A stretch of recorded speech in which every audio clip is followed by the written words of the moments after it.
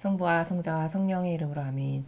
하늘을 우러러 사랑을 하느님 아버지 뜻 안에서 스승이신 예수님과 도움이신 성령님과 사랑을 성모님과 성녀의 아버지와 성미카엘 대천사 하늘의 모든 거룩한 천사들과 성인들의 정보를 청하며 기도드립니다. 아버지, 오늘도 온 인류의 사고방식과 정신과 마음에 있는 주님의 거룩하신 진리와 다른 사악한 그 인간적인 사고방식, 자아, 인간의 선, 자기 뜻, 자기 의지, 이것으로 하느님보다도 그것을 더 높이 받들어 섬김으로써 아버지께 매일 역경을 드리는 인류의 모든 죄악을 저희 사명과 저희 십자가 사도직과 제자들이 배상과 보석을 드립니다. 또한 이제 아버지의 뜻만이 마땅히 온 인류를, 특히 이 대한민국을 어서 빨리 다스려 주시옵기를 갈망으로 청원드리오니, 하나님 아버지, 오늘도 주신 이 귀한 말씀을 통해서, 이 소중한 말씀을 통해 대한민국에 살아가는 모든 영혼들의 사고 방식과 정신과 마음에 이 진리의 빛을 쏟아 부으시어 영안이 열리고 눈과 귀가 뚫리고 옳은 것을 분별할 수 있는 신적 질서를 그 모든 이들의 사고 방식 안에 심어 주시옵기를 간곡한 갈망으로 청원드립니다. 이 모든 기도 우리 주 그리스도를 통하여 비나이다. 아멘. 성부와 성자와 성령의 이름으로 아멘. 안녕하십니까? 하나님의 뜻 선교의 윤피아수녀입니다. 오늘도 하나님 아버지께서 주신 말씀을 통해서 새로운 진리의 세계를 우리가 또다시 배우고 학습해서 우리의 것으로, 우리의 새로운 정신의 사고방식으로 만들어 보도록 하겠습니다. 2020년 1월 19일 연중 제2주일입니다. 1독서 이사야서 49장 3절에서 6절까지 말씀입니다. 주님께서 나에게 말씀하셨다. 너는 나의 종이다. 이스라엘아, 너에게서 내 영광이 드러나리라. 이제 주님께서 말씀하신다. 그분께서는 야곱을 주님께 돌아오게 하시고 이스라엘이 주님께 모여들게 하시려고 나를 모태에서부터 주님 종으로 빚어 만드셨다. 나는 주님의 눈에 소중하게 여겨졌고 나의 하느님께서 나의 힘이 되어 주셨다. 그분께서 말씀하신다. 네가 나의 종이 되어 야곱의 지파들을 다시 일으키고 이스라엘의 생존자들을 돌아오게 하는 것만으론 충분하지 않다. 나의 구원이 땅끝까지 다다르도록 나는 너를 민족들의 빛으로 세운다. 주님의 말씀입니다. 하나님 감사합니다. 오늘의 일독서는 이사야서 49장 3절에서 6절까지의 말씀을 여러분 모두가 함께 보고 계십니다. 오늘 이 이사야서에 등장하는 단어 중에 가장 핵심이 되는 관점은 바로 이겁니다. 여기서 등장하는 종이 과연 누구인가? 라는 것을 우리가 알아야겠습니다. 여기 이렇게 말씀하고 계십니다. 주님께서 나에게 말씀하셨다. 너는 나의 종이다. 이스라엘아, 너에게서 내 영광이 드러나리라. 자, 여기 나의 종이다 할 때 이 종은 가장 본질적이고 근원적으로는 먼저 예수 그리스도를 말씀하시는 것입니다. 예수 그리스도가 사명을 받드는 그 관점에서는 하느님 아버지께 종의 입장이 되어드리는 것이죠. 그래서 나의 종이다 이렇게 지칭하신 겁니다. 여기에 그러니까 주님은 하느님 아버지께서를 말씀하시는 것, 하느님 아버지를 말씀하시는 것이고 나에게 말씀하셨다라고 1인칭으로 받는 그 나는 그 나, 그리고 두 번째 줄에 너는 나의 종이다 할 때 이 종은 바로 예수 그리스도가 이 세상에 오셔서 아버지의 뜻을 받들어서 사명을 행하시는 바로 그 종, 그 종을 여기서 말씀하시는 거다라고 먼저 선언적으로 말씀드릴 수 있습니다. 그래서 내용을 살펴보면 이스라엘아, 너에게서 내 영광이 드러나리라. 자, 그럼 하느님의 뜻을 완성하고 이루시기 위해서 예수님께서 2000년 전에 이미 지상에 오셨죠. 자, 오셨는데 그럼 하느님의 그 다스림으로 온 인류가 다스려지는 그것이 완성되었느냐? 아직 완성은 되지 않았죠. 그러니까 이 이사야서의 가장 큰 관점으로 오늘 이 말씀을 이해하기 위해서는 여기에 종이라고 말씀하시는 것은 본질적으로는 가장 먼저 누가 이 종에 해당되냐? 예수 그리스도가 이 종에 해당된다라는 것이죠. 하느님 아버지 입장에서 보셨을 때. 그리고 범주는 이스라엘에 예수님께서 오셨던 그 순간, 이미 아버지의 뜻이 이루어지기 시작하셨습니다. 근데 완성은 아직 되지 않았죠. 왜냐? 어떤 부분에서 그런 근거가 무슨 근거로 그런 이야기를 하느냐? 여기 보면 나의 구원이 땅끝까지 다다르도록 나는 너를 민족들의 빛으로 세운다. 자, 구원이 땅끝까지 다 다르도록 민족들의 빛으로 세운다고 하셨어요. 자, 구원이 온 인류에 지금 다 이르렀나요? 완성됐나요? 아직 그렇게 되진 않았죠. 아직 하느님을 모르는 사람들도 많이 있고 받아들이지 않는 세력도 아직은 많이 있습니다. 그러니까 구원이 땅끝까지 다다르진 않았죠. 그러니까 지금 이사 예언자가 이야기한 이 전반적인 내용은 시작은 이루어졌고 지금 ing 상태에 가고 있는 중이다. 완성은 반드시 되고야 말 겁니다. 왜냐? 하느님의 뜻은 이루어지지 않고 돌아오는 예가 단 하나도 없기 때문에 완성은 반드시 될 것이다. 그러나 아직 완성이 되진 않은 상태, ing 상태다. 먼저 이렇게 이 말씀을 이해하시기 위해서는 그런 배경적인 신적 질서를 알고 이 말씀을 들으셔야 이해가 가능합니다. 그래서 다시 보면 너는 나의 종이다. 하느님께서 종으로 사명을 주셔서 세상의 자원에서 예수님께서 파견돼서 오신 거죠. 이스라엘아 너에게서 내 영광이 드러나리라. 이스라엘아 즉 주님의 백성들아. 반드시 이스라엘의 그 국한된 한 부분을 말씀하시는 것보다는 이스라엘아 주님께 속한 백성들아. 바로 이 이야기입니다. 너에게서 내 영광이 드러나리라. 이미 이스라엘에서 가장 보잘것없는 말 구유에서 태어나신 그때 이미 영광이 드러난 겁니다. 그러나 아직 완성까지 가지 않은 것뿐인 거죠. 이제 주님께서 말씀하신다. 그분께서는 야곱을 주님께 돌아오게 하시고 이스라엘이 주님께 모여들게 하시려고 나를 모태에서부터 주님 종으로 빚어 만드셨다. 예수 그리스도가 이미 천상의 본질적인 나라에서 이런 사명을 아버지의 뜻을 수행하시기 위해서 빚어 만들어지셨다라는 것입니다. 그런데 어떤 사명이냐? 야곱을 돌아오게 하고 이스라엘이 모여들게 하시려고. 이 말은 뭘까? 야곱의 12지파. 하느님께서 맨 처음에 세우셨던 주님의 맏자식들로서 12지파를 세우셨는데 그 세우셨던 12지파 그것은 이스라엘에게만 국한된 게 아니라 이렇게 하느님께 속한 바로 그런 자녀들. 여기 다시 이스라엘이라고 말하는 하느님의 뜻을 받들고 하느님의 뜻만을 자신의 뜻으로 받아들여서 그것을 따르려고 속하기를 원하고 갈망하는 바로 이런 자녀들. 그런 자녀들을 모두 모여들게 하시려고 돌아오게 하시려고 모태에서부터 주님 종으로 빚어 만드셨다는 것이죠. 자, 이것도 아직 다 이루어지지가 않았어요. 그렇죠? 나는 주님의 눈에 소중하게 여겨졌고 나의 하느님께서 나의 힘이 되어주셨다. 하느님 아버지께서 예수님을 보셨을 때 얼마나 소중한 맏아들이십니까? 아버지의 뜻에서 벗어나는 것은 눈꼽만큼도 행하기를 원치 않으셔서 오죽하면 선하신 스승님 이렇게 누군가 부르니까 너 왜 나를 선하다 하느냐? 선하신 분은 하느님 아버지 한 분뿐이시다. 이렇게 단정해서 말씀하시잖아요. 이 정도로 철두철미하게 아버지 뜻 이루시는 것 말고는 자신이 인성으로 취하신 그 인간의 한계적 육 때문에 하느님의 동급으로 취급하시는 것마저도 거부하셨던 철저히 자신을 배제시키셨던 이런 예수님. 이런 예수님이 아버지 눈에 얼마나 소중한 그런 사랑하는 아들일까요? 그런 하느님께서 힘이 되어주셨다. 아버지의 사명을 수행하는 내내 예수님을 도와주시고 예수님의 손과 발과 힘이 되어주셨다라는 것이죠. 그분께서 말씀하신다. 아버지께서 말씀하시기를 네가 나의 종이 되어 야곱의 지파들을 다시 일으키고 야곱의 12지파 즉 하느님께서 세워놓으셨던 하느님께 속한 자녀들이 뿔뿔 흩어져서 지금 다 없어졌잖아요. 다시 일으켜야 되죠. 이스라엘의 생존자들을 돌아오게 하는 것만으로는 충분하지 않다.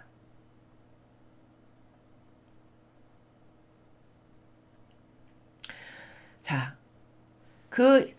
지금 여기서 야곱의 지파, 이스라엘의 생존자 이것은 이론적인 의미로만 받아들이시면 이 말이 이해가 안 갑니다, 여러분. 이것은 이론적이면서 동시에 본질적인 것으로 관점적으로 이해를 하셔야 이 말이 무엇인지 여러분이 이해하실 수가 있어요. 그러니까 이스라엘이 유배 갔다가 다시 돌아왔잖아요. 생존자들이죠. 그쵸? 그러니까 일부가 이론적으로는 이루어진 거예요. 그 12지파가 다 뿔뿔이 흩어져서 유배 가고 다 도망갔다가 그 생존자들이 다 다시 돌아왔잖아요. 그러니까 일부는 이루어진 거죠. 자, 근데 그것만으로 이해하면 안 된다고 제가 말씀드렸죠. 하느님의 다스림의 원리는 이원론적인 원리예요. 즉, 본질과 형상, 밤과 낮, 남과 여, 플러스 마이너스, 삶과 죽음. 이런 식으로 다 이원론의 나라에서 아버지가 다스리시는 그 원리가 하나 있거든요. 그 관점으로 봐야, 그 원리로 봐야 이게 올바른 이해와 해석이 된다는 거죠. 그러니까 그렇게 이론적으로는 일부 이루어졌으나 본질적으로는 하느님의 속한 백성들이 아직 아버지께 다 완벽하게 돌아오지 않았고 아직 다 취합되지가 않았어요.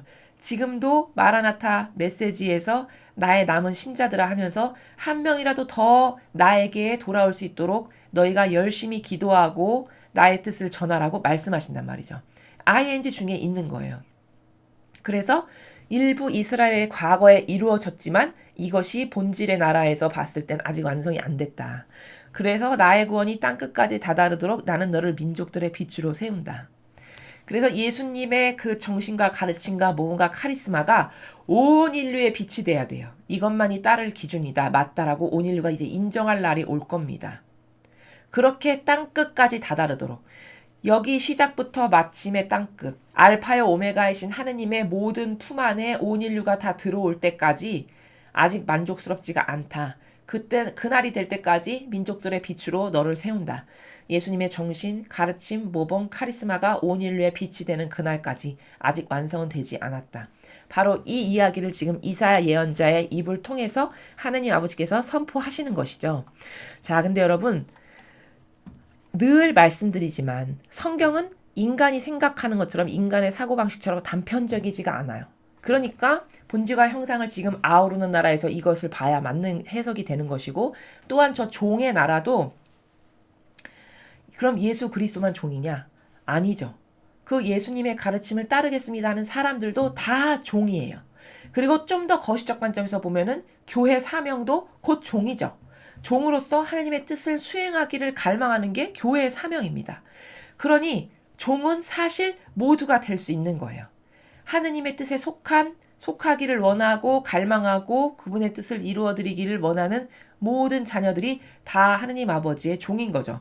그런 관점으로 보았을 때 여기 이 종이 해야 될 것은 무엇이냐? 아버지 뜻이 이 지상을 천상에서와 같이 다스리실 수 있는 시간이 어서 빨리 오실 수 있도록 협력하는 자들이다. 그게 다 종이다. 라는 더 거시적 관점에서는 이 이사야서의 말씀을 이해할 수 있다라는 것입니다. 그러니 여러분 예수 그리스도이면서 또 각 시대마다 아버지께서 뽑으셨던 선견자와 예언자들이 다 종이죠. 그리고 이 시대에 보면 교회적 사명이 이 종의 사명과 같아야 되는 것이 지극히 마땅한 것입니다. 그리고 우리 각각의 개인도 다 하느님 아버지께 사명적으로 봐서는 종이 될 수 있는 거죠. 그러니까 여기서 말씀하시는 종의 나라는 이토록 다양한 거고 이토록 범주가 넓은 것이다. 그러므로 이 종의 사명은 뭐냐? 오늘 아버지께서 예수님, 우리 같은 종, 아버지께서 선택하신 예언자, 선견자, 교회에게 말씀하신 이 종이 해야 될 일은 뭐냐? 아버지께 남은 자녀들이 다 모여들게 해서 그래서 드디어 하느님의 뜻이 예수님께서 이 지상에서 세워놓으셨던 하느님 아버지의 뜻, 그 진리라고 하는 빛, 그것이 온 인류에 미치지 않는 곳이 단 한 군데도 없이 다 사방 방방곡곡에 다 미쳐서 이제 온 인류가 허와 실을 깨닫고 분별이 끝나서 아버지의 뜻만이 옳습니다. 우리 모두의 주권자이시고 우리의 주인이신 아버지 저희를 다스려 주십시오라고 이렇게 되는 것이 바로 완성이다. 그렇게 되기 위해 종이 해야 될 일은 뭐냐? 이렇게 야곱의 지파들을 일으키고 이스라엘의 생존자들을 돌아오게 하고 이런 기타 등등을 해야 된다라고 말씀하시는 거잖아요. 그럼 과연 이게 뭐냐? 내가 이렇게 알고 배우고 깨달은 진리를 자꾸 옆에 전하고 한 개인이라면요. 교회라면 어떻게 될까요?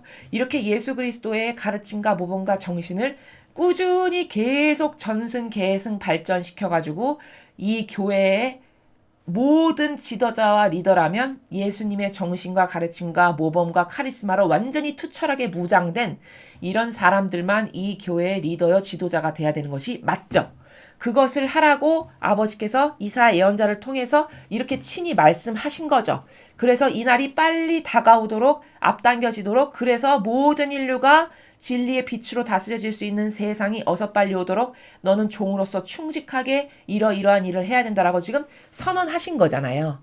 자, 그럼 사실 이 종은 본질의 나라에서 예수 그리스도요. 그 밖에 복수적이고 다각적인 관점에서 봤을 때는 우리 일개 개인 하나에 이르기까지 다 종이다.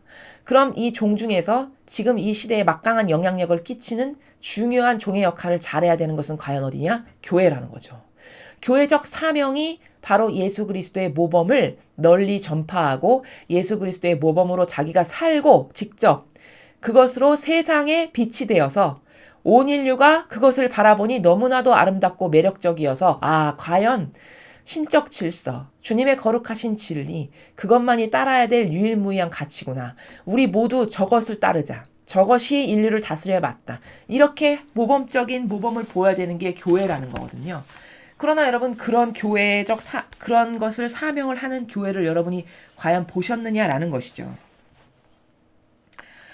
교회 지도자들, 각 교회마다 있는, 각 수도회마다 있는 리더들, 그리고 신자 각각 모든 분들, 이 모든 분들이 다 각각의 종인 거예요. 그럼 종의 역할을 그 일개의 개인부터 교회 사명까지 충직하게 한다면 이런 세상이 어서 빨리 다가오겠죠. 이런 세상이 앞당겨지겠죠. 그럼 이것의 가장 모범적인 모범을 보여야 되는 집단은 어디냐? 그게 바로 교회라는 겁니다. 로마 가톨릭의 이 교회가 예수님의 정신과 가르침과 모범과 카리스마로 완전히 무장이 돼야 돼요. 그래서 그런 사람들만이 리더가 되고 그런 사람들만이 장상이 되고 대표가 돼서 그 대표와 리더와 장상들이 보이는 모범을 보고 수하의 모든 사람들도 그 모범에 절로 동화되고 절로 용해되고 절로 하나 되어 모두가 다 그렇게 살아가는 바로 이런 유기체적인 공동체를 이루는 것이 하느님 아버지께서 신적인 질서 가운데 이 지상에 살아가야 할 질서를 세우신 모범이다라는 것입니다. 과연 그런 모범으로 살아가는 교회를, 그런 교회 리더요, 대표요, 장상을 여러분은 몇 명이나 보셨나라는 것이죠. 그리고 그렇지 않은 예수님의 정신과 가르침과 모범과 카리스마에 반하는 것으로 리더가 되면 지금 작금의 현실에서 우리가 바라보는 이 교회와 같이 변질된다라는 것이죠. 변질되었다는 것 자체가 이미 예수님의 가르침과 정신과 모범과 카리스마를 이 교회에서 찾아볼 수 없다라는 이 현실이 악에게 지배받는 교회구나. 이렇게 하느님의 영에 지배받아서 하느님이 말씀하신 대로 살아가는 교회가 아니라 이미 악령이 완전히 차지해서 악이 또아리를 완전히 틀어서 그 안에서 인간의 뜻, 인간의 교묘한 누룩이 섞어서 만들어 놓은 제도와 전통으로 다스려지는 이런 변질된 교회가 되었구나를 확인할 수 있는 것이죠. 확연하게 다른 것을 확인할 수 있는 것 아닙니까? 예수님의 모범은 가장 낮은 종의 신분으로 영혼이 구원되기만을 갈망해서 그들의 모든 이들의 스스로 종이 되셨어요. 그 모든 영혼들의 종이 되기를 마다하지 않으셨던 것이 한평생 예수님의 삶이셨습니다. 그럼 어떤 리더요, 지도자요, 대표가 여러분 모든 영혼의 종이 되기를 갈망해서 여러분의 영혼이 좋아지는 것에 온 혼신의 힘을 다 기울이는 그런 리더를 여러분은 몇 명이나 바라보셨냐라는 것이죠. 여러분의 영혼이 좋아지게 하기 위해서는 예수님의 정신을 먼저 가르쳐줘야 돼요. 예수님의 정신의 신적 질서의 나라가 과연 무엇이었나? 그분의 가르침인 그 진리의 나라가 과연 무엇이었나? 이것부터 여러분에게 전하는 것이 여러분의 영혼을 구하는 길입니다. 그래서 여러분이 따라야 될 기준과 가치가 확고부동하게 설 수 있도록 이렇게 성도들을 이끌고 그런 성도들이 하느님 아버지께 그 정신으로 무장돼서 더 많은 사랑과 마땅히 받으셔야 할 공경을 드리는 자녀들이 될 수 있도록 이렇게 독려하고 격려하고 잘못된 것은 꾸짖어서 다시 새로워지게끔 하는 바로 이런 역할을 해야 되는 게 교회 리더요, 교회 사명이다 라는 것입니다. 과연 이런 역할을 해서 수많은 성도들의 정신을 새롭게 매일같이 하느님의 뜻 안에서 새롭게 태어나게 하는 그런 리더가 몇 명이나 있는가. 그리고 나는 그런 여기 예수님이 여기 이사야 예언자가 말씀하고 계시는 이런 종인가. 이 관점에서 자기 자신을 반추해 봐야 되는 것이죠. 특히 지도자여 대표라는 직함과 권한을 많이 갖고 있는 사람들일수록 나는 과연 이런 종인가. 오늘 이사야 예언자를 통해서 말씀하신 이렇게 모든 이들을 아버지의 뜻으로 데려오라고 하시잖아요. 주님의 거룩하신 진리가 다스려질 수 있는 나라가 되도록 너는 계속적으로 그것이 되기 위해서 모든 희생을 다해야 된다라는 나라시잖아요. 과연 이런 것을 하기 위해서 희생하는 그런 리더, 그런 지도자, 그런 사람들이 교회에 몇 명이나 있을까요? 그런 사람들이 영향력을 끼칠 수 있냐는 거죠. 영향력을 끼칠 수 있었다면 이 교회가 이 정도로 변질되진 않았겠죠. 우리는 오늘 이사야 예언자를 통해서 아버지께서 말씀하신 이 종이 과연 누군가? 가장 완벽한 모범은 예수 그리스도요. 그리고 그런 예수 그리스도의 정신세계를 따라가기를 원하고 갈망하고 아버지를 사랑하는 사실 모든 자녀가 다 이 종이다. 각각의 개인적인 입장에서. 그럼 그 종은 무엇 하는 사람인가?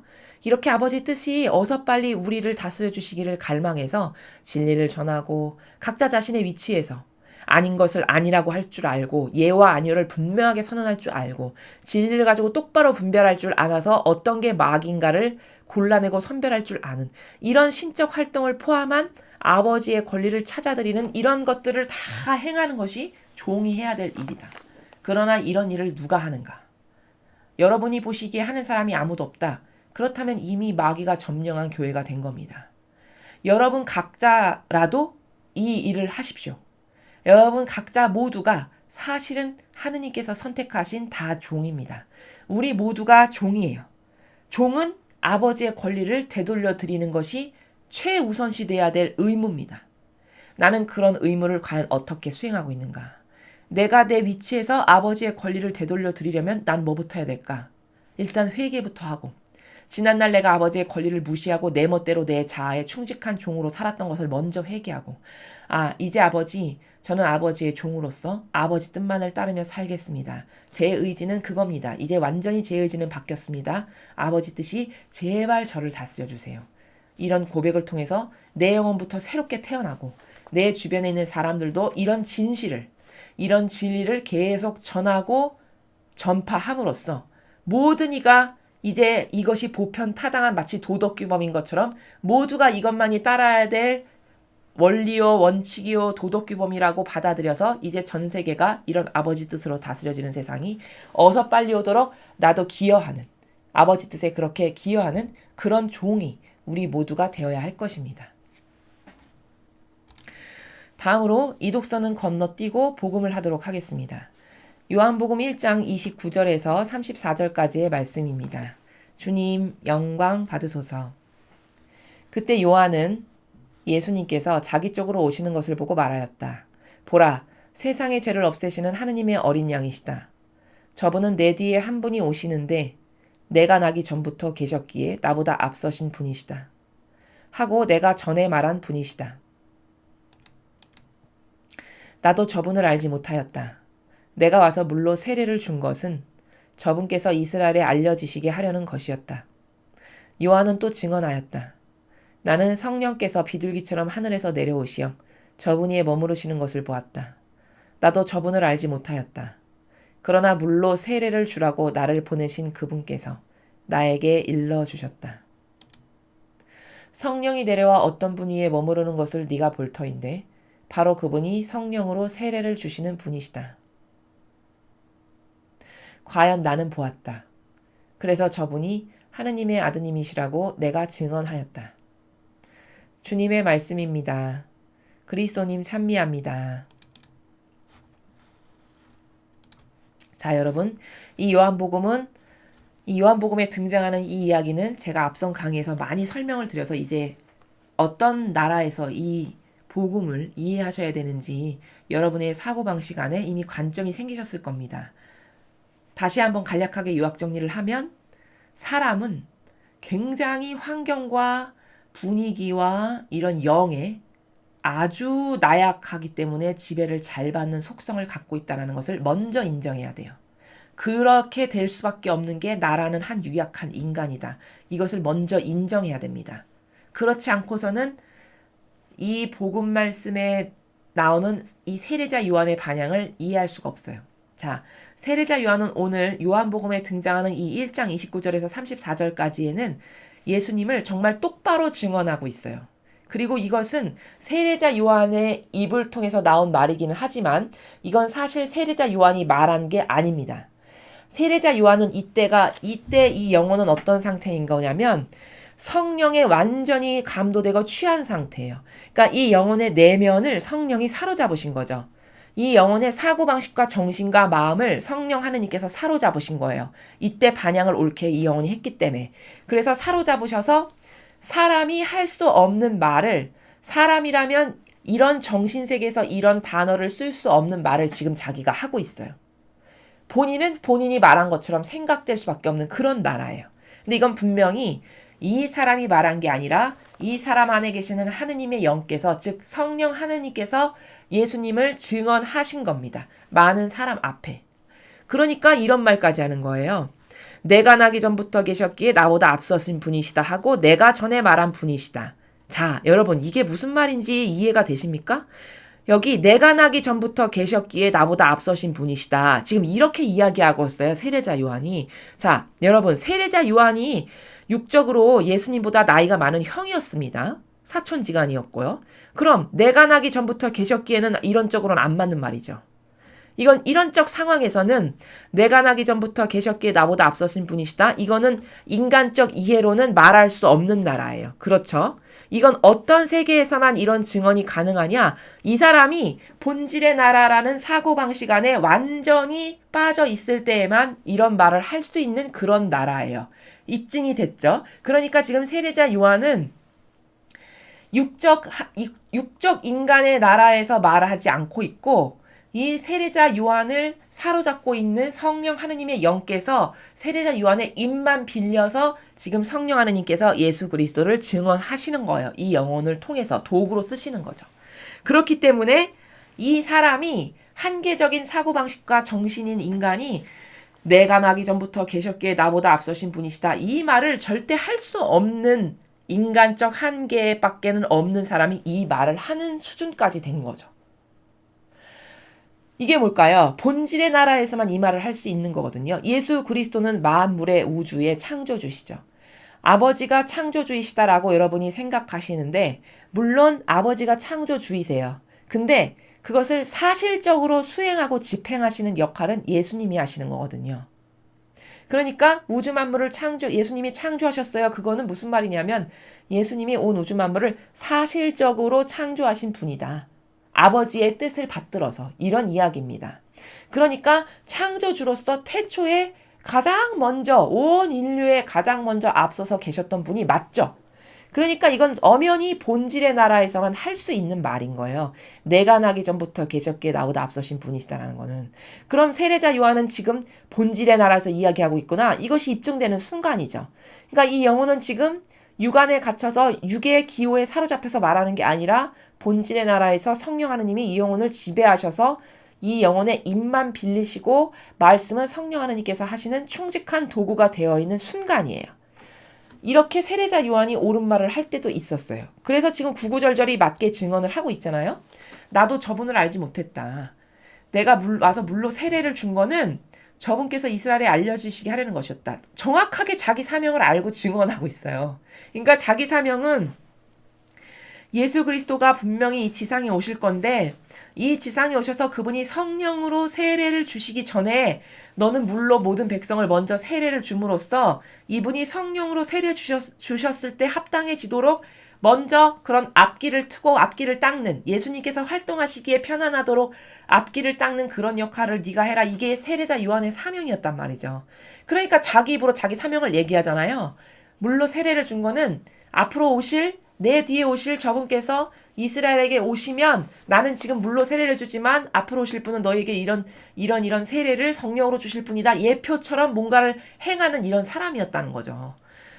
그리고 또 얘기하잖아요. 나는 성령께서 비둘기처럼 하늘에서 내려오셔서 저분이 머무르시는 걸 봤다. 나도 저분을 알지 못했다.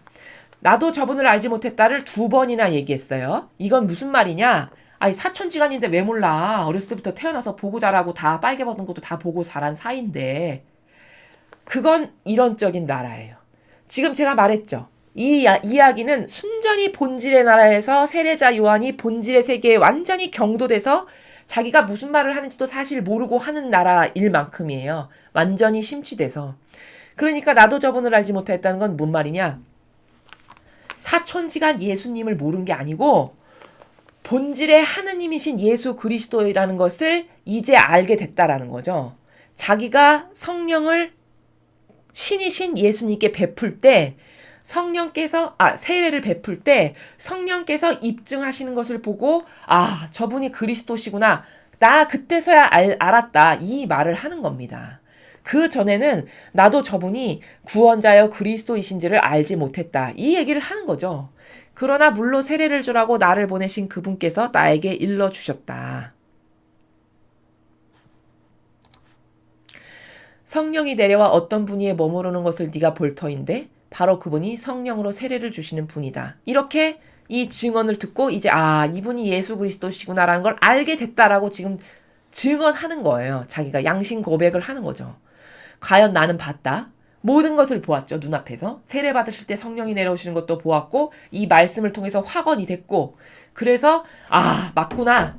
저분이 하느님의 아드님이시라고 내가 증언하였다. 라고 지금 앞뒤 문맥에 서론 본론 결론이 딱딱딱딱 아기가 맞게 완전히 본질의 나라에서 지금 어떤 똑똑한 사람도 증언할 수 없을 만큼 완벽한 증언을 지금 하고 있어요. 세례자 요한이. 이렇게 지금 이 상태는 완전히 성령에 사로잡혀서 말하고 있는 상태예요. 이 영혼의 상태가. 자, 그런데 이 복음 말고 다른 복음에 보면 목 잘려서 죽기 직전에 즉 그 헤로데 간언했잖아요. 그렇게 동생의 아내를 빼앗는 건 옳지 못하다. 간언해가지고 그제로 잡혀가가지고서는 이제 죽기 직전이 됐잖아요. 근데 그 직전에 자기의 제자를 보내죠. 보내서 뭐라고 하죠? 오시기로 하신 분이 맞습니까? 이렇게 확인 작업을 거치죠. 자, 여러분 잘 생각해 보세요. 오늘 이렇게 한 날은 무엇이며 자신이 다 하느님의 아드님이시라고 내가 증언한다라고 이렇게 쐐기를 박아서 증언을 했잖아요. 구구절절히. 그럼 이 말은 무엇이며 죽기 직전에 오시기로 한 분이 맞습니까? 라고 물어보는 건 과연 뭐냐. 이게 동일 인물인데 이게 아주 중요해요. 여러분. 아주 중요합니다. 이렇게 영혼이라는 것은요. 어떤 영에 사로잡히고 영향을 받느냐에 따라서 마귀의 말도 하고 성령의 말도 하는 거예요. 한 인물인데 분명히 죽기 직전에 오시기로 하신 분이 맞습니까? 라고 물어봤을 때 세례자 요한은 지극히 인간적인 나라에서 마귀의 영에 사로잡혀 있는 상태였습니다. 그러니까 자기가 이렇게 구구절절히 증언을 했는데도 그걸 다시 확인하잖아요. 그럼 의도를 갖고 그렇게 한 것이냐? 아니에요. 여러분 영에 사로잡히면요.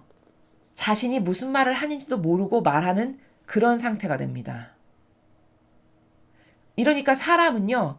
어떤 영에 무슨 영향을 받느냐가 굉장히 중요해요. 즉 영이라는 것은 악령과 성령 2개밖에 없거든요. 성령은 이렇게 오늘 세례자 요한이 알지도 못하는 본질의 나라를 자기도 모르게 술술술술 말할 수밖에 없는 이런 나라가 성령 하느님이 오셨을 때 내가 취하는 나라예요.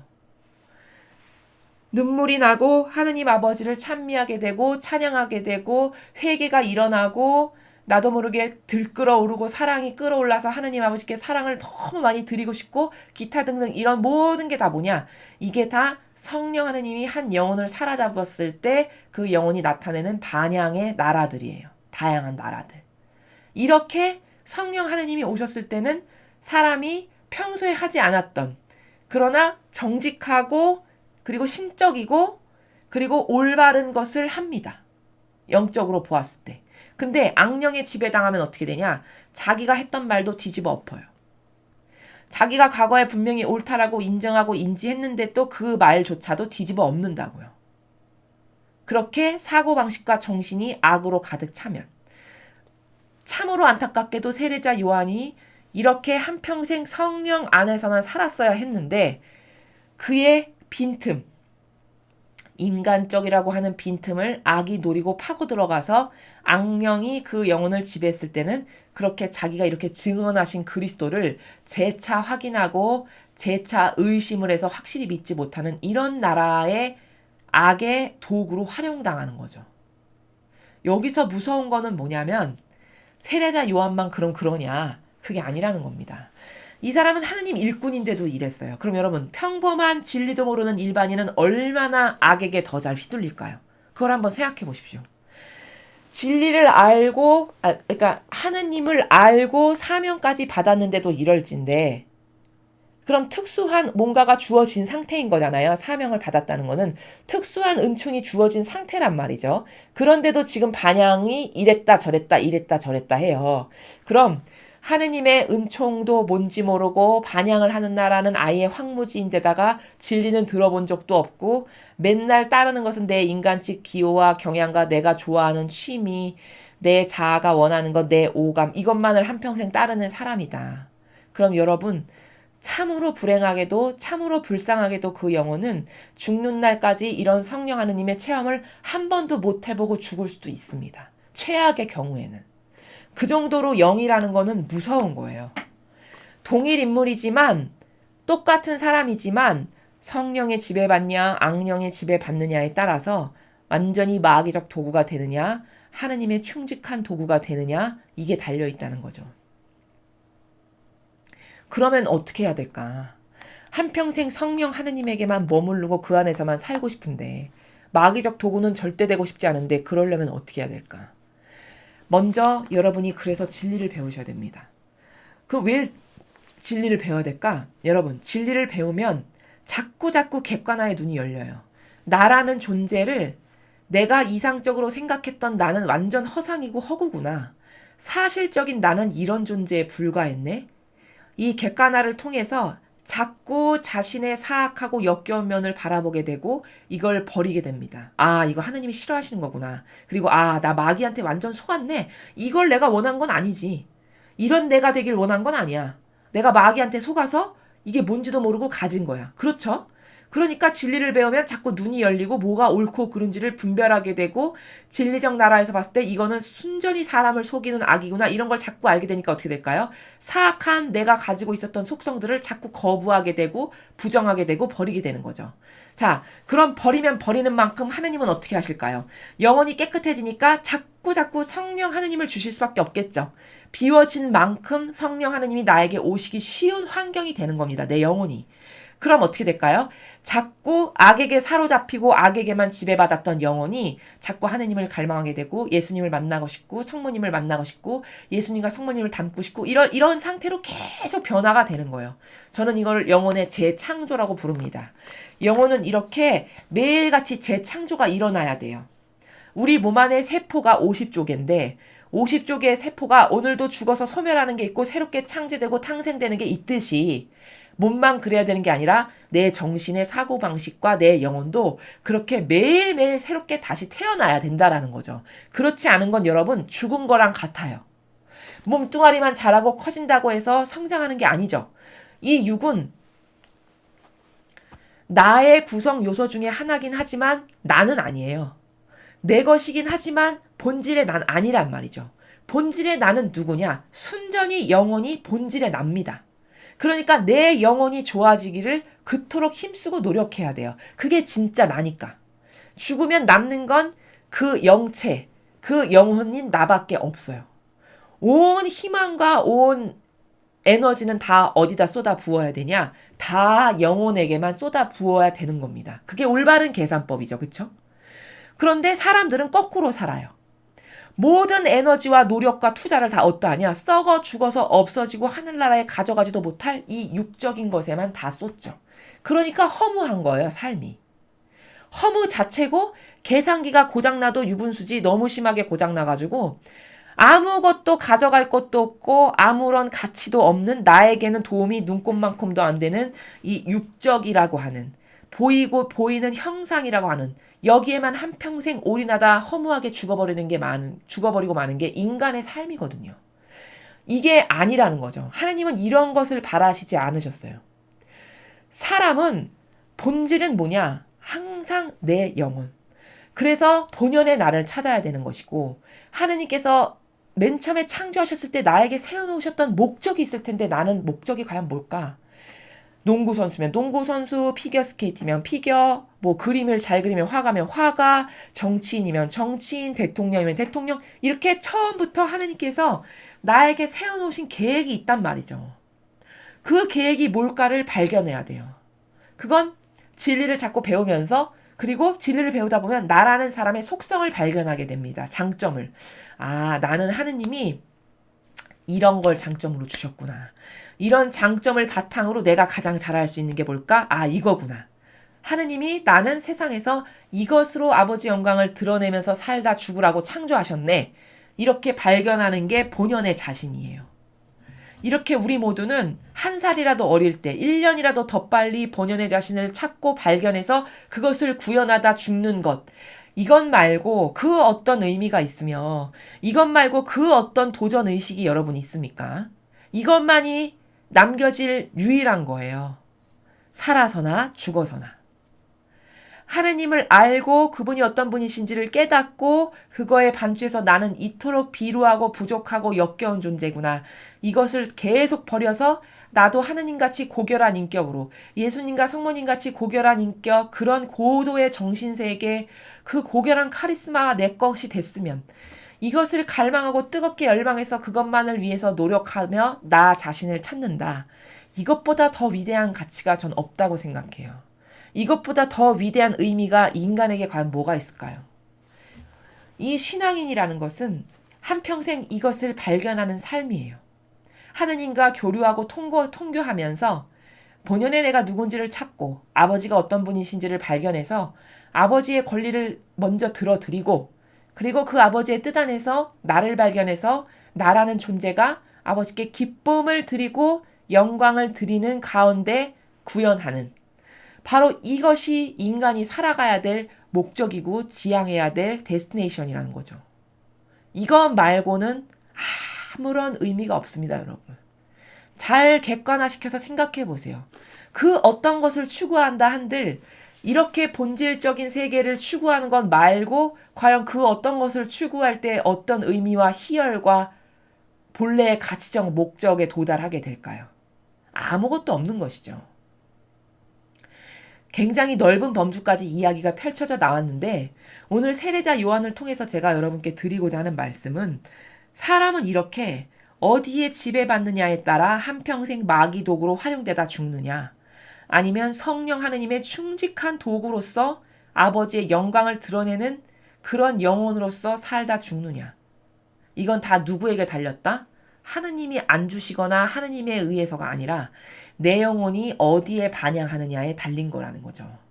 그럼 잘 반향해서 우리도 이렇게 성령의 충직한 도구가 되고 싶잖아요. 그럼 어떻게 해야 될까? 첫 번째는 진리를 배워야 된다는 거죠. 진리를 배워서 본연의 나를 찾고 역겨운 내 속성을, 마귀에게 속아서 그런 걸 갖게 된 거거든요. 여러분, 사실 나의 안 좋은 속성은 왜냐? 잘 생각해 보세요. 그런 내가 되기를 원하지 않았어요. 단 한 번도. 즉 이겁니다. 내가 이게 새하얀 백옥인지 알고 선택을 했어. 근데 하다 보니까 백옥이 아니고 베이지고 회색이네? 그럼 뭘까요? 내가 원래 추구했던 이상적 가치는 백색이었어요. 근데 속아서 회색과 베이지를 선택한 거죠. 그러니까 어떻게 될까요? 과감히 버려야죠. 아, 이거 내가 원했던 게 아니야. 나는 백옥과 같은 정신이 되길 원했어. 근데 지금 내가 갖고 있는 거 보니까 회색과 더러운 베이지네. 역겨운. 아, 내가 이런 인격이 되길 원한 건 아니지. 아, 이건 내가 원한 게 아니라 속아서 내가 이걸 선택했구나. 과감히 버려야지. 이렇게 해서 객관화를 시켜서 자꾸자꾸 자기의 예수님과 성모님과는 다른 마음에 들지 않은 속성을 배척하고 버린다? 이런 영혼이 계속 깨끗해지고 정결해지면서 하나님의 성령이 그때부터는 계속 임하시게 되는 겁니다. 그 횟수가 많아지고 빈번해지고 빈도가 높아지고 빛이 커지고 굵어지면 굵어질수록 점점 예수님과 성모님의 정신세계에 용해될 가능성이 높아지는 거죠. 이렇게 해서 자신을 개조시키고 개혁시키고 재창조시키는 것이 인생의 참 의미요 참 맛이라고 저는 생각합니다. 그래서 여러분, 오늘 세자 요한을 통해서 과거에도 이 얘기를 정말 많이 해드렸지만 또다시 반복해서 할 수밖에 없는 것은 이게 정말 중요해서인데, 사람은 자기가 이런 영에 의해서 지배받는 존재라는 것에 대한 인식 자체가 없어요. 그러니까 무슨 말을 뱉어내건 어떨 땐 마귀 소리를 뱉어내고 어떨 때는 하느님에게 지배된 소리를 뱉어내는데, 그때 객관화를 시켜서 아, 나 지금 정상이 아니구나. 아, 나 지금 악이 왔네. 악이 나에게 뭔가 교란을 시키고 이런 것을 분별해서 그것을 쳐낼 수 있어야 되고 자기 스스로를 컨트롤할 수 있어야 되는데 이게 안 돼요. 알지를 못하니까. 쳐내고 컨트롤하고 악에게 동조하지 않고 자꾸 악이 왔다가도 악을 오히려 패배시켜서 나에게 악이 이제는 만만한 악은 오지도 못할 만큼 이렇게 견고하고 강한 정신적인 나라로 자꾸 성장시키고 고치시켜서 성숙도가 넘치게 해야 되는 것인데, 이것을 할 줄을 모르는 게 이 교회가 가르치질 않아요. 이런 정신의 세계를 알려주질 않습니다. 직무유기인 거죠. 그러니까 안타깝게 수많은 영혼이 헛군데다가 돈 쓰고 죽는 거랑 똑같은 이 짓을 한평생 하는 거예요. 우리 모두가. 이거 아무 의미도 없는 건데. 그래서 나 자신이 마귀에게 영향을 받는 건가, 지금 성령에게 영향을 받는 건가, 분별을 할 줄 알아야 되고, 아, 내가 지금 조금 기운이 이상하고, 기분이 안 좋고, 뭔가 다운되고, 좌절하고, 절망하게 되고, 슬프고, 이런 건 다 뭐냐? 이건 악에게 지배받아서 그런 거거든요. 성령 하나님은 여러분, 슬픈 성령 하나님은 없어요. 성령 하나님에게 지배받았다면, 활기 넘치고, 에너제틱하고, 늘 열정적이고 뜨겁고 갈망하고 이런 게 성령 하느님의 에너지지, 우울하고 침울하고 화나고 스트레스 받고 기타 등등 기타 등등 이런 건 다 지금 악에게 지배받고 있다는 증거라는 것을 빨리 캐치하셔야 돼요. 그리고 그 안에 머무르지 말고 자꾸 그것을 벗어나서 거부하고 그런 기분에 자꾸 좌우되고 한다면 기도를 그 순간순간마다 화살 기도를 계속해서 예수님과 어머니 이 마귀를 저에게서 내보내주세요. 이 저의 정신과 사고방식과 마음을 지배하는 이 마귀를 어머니 발 아래 봉헌드립니다. 예수님의 늑방에 쳐붓습니다. 완전히 죽여버리셔서 성령 하나님께서만 저를 다스리게 해주세요. 이런 화살 기도를 계속함으로써 여러분께서 사실적이고 본질적인 노력을 하신다. 그럼 다 마귀도 스스로 때려잡을 수 있어요. 그리고 성령 하느님에게만 지배받는 영혼으로 내가 스스로 나를 컨트롤도 얼마든지 가능하다라는 얘기입니다. 그래서 이렇게 자꾸 배우고 여러분 스스로에게 적용을 시키셔가지고 여러분 모두가 하느님의 영에 의해서만 지배받는, 그래서 매사에 무엇을 하건 그것이 작은 것이건 큰 것이건에 상관없이 작은 것 안에서조차도 아버지 영광이 나에게서 드러나게 하는 이런 영혼들이 모두가 되시기를 제가 진정한 갈망으로 기원합니다.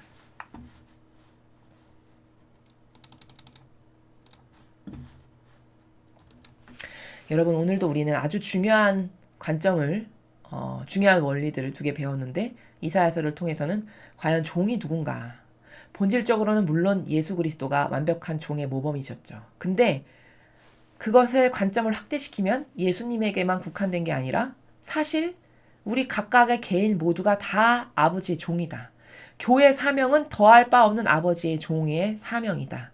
그럼 교회의 리더요, 장상이요, 수도자요, 이런 사람들은 종의 모범이어야 된다는 거죠. 과연 종의 모범이면 누구의 열매만 맺어야 될까요? 예수님의 정신세계의 열매만 맺어야 그게 종이라는 게 입증되는 순간이에요. 예수님의 정신세계의 열매를 보세요. 순전히 희생밖에 없었습니다. 의인으로서의 삶밖에 없었어요. 영혼을 구하기 위해서라면 무엇이든지 다 하실. 그럼 이렇게 영혼을 구하기 위해서라면 무엇이든지 다 하는 희생의 삶의 열매를 맺는 리더가 몇 명이 되냐. 내가 그렇지 못하고 있다면 아, 나는 지금 아버지의 종의 역할을 충직하게 못하고 있구나. 회개하고 반성해서 뉘우치고 뒤돌아서야 됩니다. 가던 길에서 멈춰서서 가던 길에서 이제 뒤돌아서서 반대의 길로, 아버지 뜻의 길로 가야 돼요. 이것만이 유일한 답이라는 겁니다. 또 세례자 요한을 통해서는 뭘 발견했죠? 아, 사람은 무슨 영에 지배받느냐에 따라서 이렇게 확연히 반향이 다를 수밖에 없구나. 그토록 나약하고 유약한 존재예요. 영에 영향받아서 말할 수밖에 없을 만큼.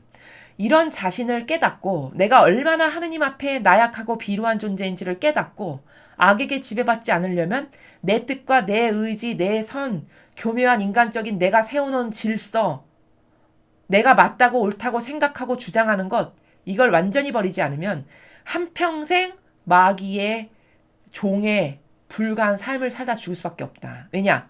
아버지의 뜻 아닌 인간의 뜻이 다 악이 드나들 수 있는 통로로 작용하거든요. 그게 다 악더러 어서 들어오십시오. 마귀여 어서 오십시오 하고 아예 끌어당기는, 자석처럼 끌어당기는 그런 통로의 문이에요. 인간의 뜻이라는 게. 그러니 그걸 버리지 않는 이상 어떻게 될까요? 마귀가 계속 들락날락하는 거죠. 세례자 요한도 그런 인간적인 통로에 그것을 다 버리지 못한 거죠. 그러니까 어떨 때는 성령에게 지배받았다가 인간적인 통로를 열어놨을 때는 마귀가 그 통로로 들어와가지고 충동질하면 그 말에 충직한 종으로서 마귀가 시키는 것만 말하는 이런 수준이었던 거예요. 이토록 은총을 받았던 사람이었는데. 그럼 우리는 어떻겠냐는 거죠. 이토록 여인에게서 난 사람보다 난 사람 중에서 이보다 더 많은 은총 받은 사람은 없다라고 증언하실 만큼 많은 은총 가운데 태어난 사람이에요. 점지된 사람이고. 이 사람이 하는 맺은 열매를 보세요. 얼마나 나약하고 얼마나 악에게 영향을 잘 받는가. 그럼 이런 세례자 요한도 그럴진데 우리는 어떨까요? 게다가 여러분이 진리까지 모른다? 그럼 그냥 한평생 마귀하고 친구 돼서 용에 돼서 껌처럼 달라붙어서 살다가 죽을 수밖에 없는 처지가 인간의 한스럽고 불쌍한 처지입니다. 이걸 인정해야 돼요. 그리고 이제부터 노력해야 돼요. 아, 그렇구나. 사실은 이거구나. 사실적 객관성을 갖고 진실은 이런 거구나. 인간은 이렇게 영향을 받는구나. 그럼 난 어떻게 해야 되지? 진리를 열심히 배워서 선과 악을 똑바로 분별할 줄 알고 이런 악령에 지배받지 않으려면 나의 인간적인 것을 계속 버려야 되겠구나.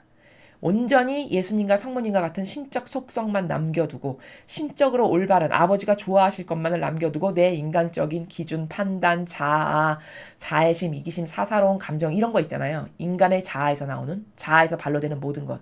이건 완전히 싸그리 초토화시켜서 버리지 않으면 마귀의 입구를 계속 열어놓고 사는 격이 되므로 이 인간적이라는 것을 타고 마귀는 계속 역사한다.